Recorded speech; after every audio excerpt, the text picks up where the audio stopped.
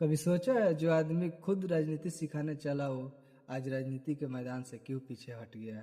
हाँ, मैं उस प्रशांत किशोर की बात कर रहा हूँ जो हर एक राजनीतिक पोस्टर के पीछे रहता था लेकिन आज खुद मैदान से बाहर है। कभी कहते हैं कि हम कर घर से चुनाव लड़ेंगे, कभी कहते हैं हम राघवपुर से चुनाव लड़ेंगे और अब कहते हैं कि हम चुनाव ही नहीं लड़ेंगे।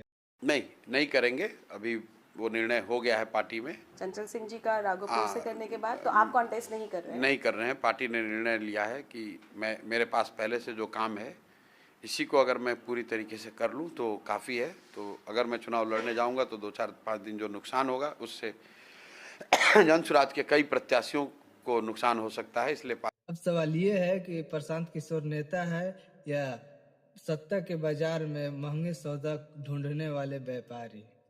इतिहास गवाह है कि प्रशांत किशोर वहीं दिखे हैं जहां सत्ता के ताश के पत्ते सबसे ऊंचे होते हैं।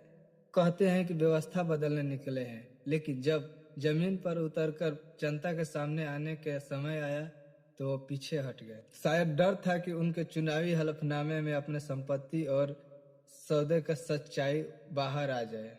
बिहार की मिट्टी में जब इन्होंने कदम रखा था तो सोचा था यह बदलाव यात्रा कुछ बड़ा करके दिखाएगी, लेकिन भीतर ही भीतर इनके पार्टी में पैसे और टिकट का लेकर इतना बवाल मच गया कि लोग यहाँ तक भी कहने लगे, अरे पीके चुनाव लड़ेगा भी तो अपने कार्यकर्ता ही हरा देंगे। एक पुराने साथी ये भी कह दिया था कि अरे केसी सिन्हा तो इस मीटिंग में दिखाई नहीं दे रहे थे, ये सब पैसा खाने का ढोंग चल रहा है। आज प्रशांत किशोर को पता चल गया कि बदलाव का नारे लगाना आसान है लेकिन जनता के बीच बदलाव करना बहुत मुश्किल। प्रशांत किशोर का पर्दाफाश हो गया है। अब इंतजार है कि अगला राजनीति का प्रयोग किसके साथ